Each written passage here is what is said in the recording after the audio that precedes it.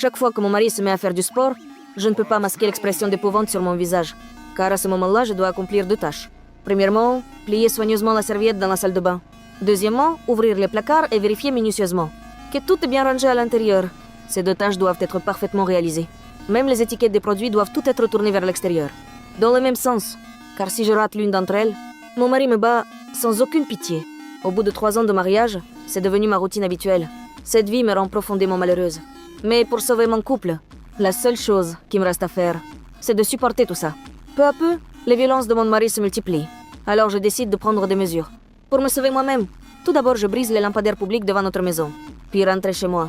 Je prépare un somptueux dîner pour apaiser mon mari. À table, je lui demande de partir faire une promenade en bateau sur la mer.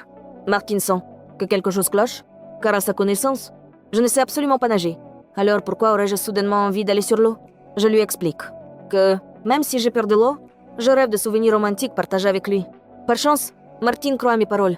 Donc le jour que j'ai soigneusement choisi, nous partons sur le yacht, tandis que nous admirons paisiblement le paysage marin. Le ciel se couvre soudainement de nuages noirs. Nous décidons aussitôt de rentrer sur la rive. Mais à ce moment-là, la corde qui retient la voile se rompt et tombe.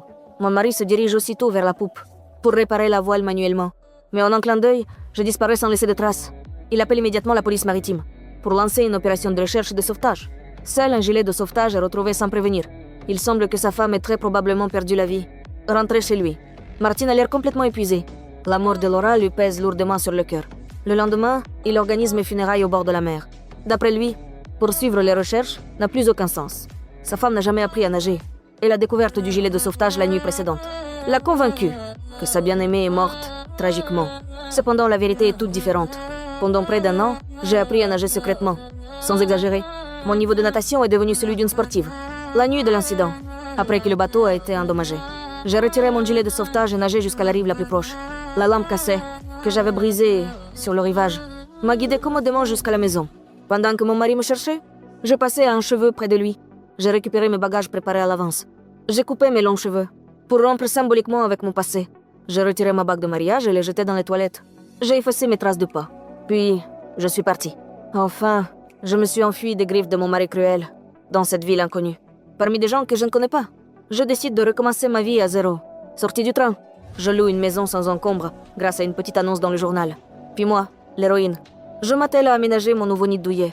Je repeins les murs de ma couleur préférée, et je place plusieurs pots de plantes sur les fenêtres. Au cours de ces 3 années de mariage, c'était sans doute la période la plus insouciante de ma vie. Mais les bons moments ne durent pas longtemps. Un seul appel téléphonique détruit ma vie idyllique. Ce jour-là au travail, Martin reçoit un appel d'un numéro inconnu. C'était mon entraîneur de natation qui appelait. L'interlocuteur